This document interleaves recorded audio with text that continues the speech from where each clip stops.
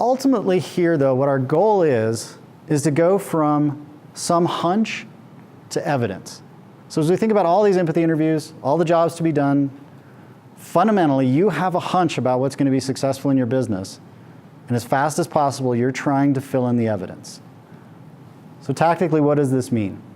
It means starting out with a lean canvas, a business model canvas, a value proposition canvas, some description of your understanding of your business, then identifying the key obstacles, opportunities, unknowns, and risks associated with your business right now. Enumerate those out, figure out the ones that have the highest likelihood of killing you or have the highest likelihood of dramatic upside in your business, and then think about running experiments. What we talked about today was the simplest, fastest experiment you can run, which is to interview somebody. Build empathy, potentially test some of your problem statements with open-ended questions and feel what's coming back. And then ultimately that leads to evidence. Because if you're building your business solely on guesses, like right now you've got a lot of guesses and that's totally normal and fine. But to scale your business, you have to replace those guesses with evidence about what's going to work and what's not going to work. That allows you to stop doing the things that are not working and amplify the things that are working. And that's how you navigate or wayfind your way from where you're at today to a business that's going to work. One of the ways to do this with the scientific method is run an experiment. So even when you run an experiment, a lot of times, and this comes from the lean startup movement, the build, measure, learn loop, I think it's missing a really critical piece, which is the frame step. So if you study the scientific method, the first thing you do in the scientific method is research. Well, this is human research. Build empathy. Write down your hunch or your hypothesis, and then document it. And document it can be as simple as just write it on a napkin, write it on a sticky note. The key is to write it down. Then build, run the experiment, collect the data, and then learn from the data that you received. Now, our brains are wired in such a way that makes this hard. Daniel Kahneman discovered a really fun bias called the hindsight bias. This is a great defense mechanism in our lives. So what the hindsight bias is that our brains trick us into thinking whatever happens is about what was supposed to happen.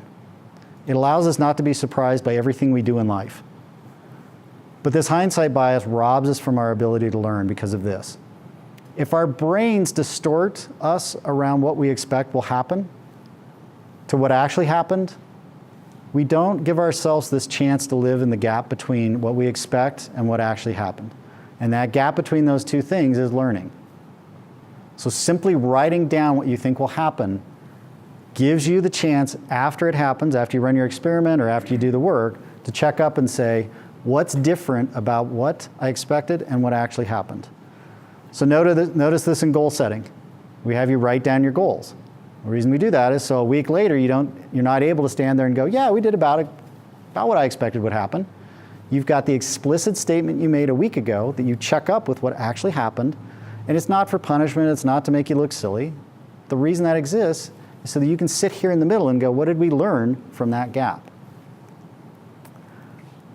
The goal in entrepreneurship, especially at the early stages, is to maximize your learning. Learn as fast as you can, as completely as you can. So if we draw this out, this comes from knowledge theory.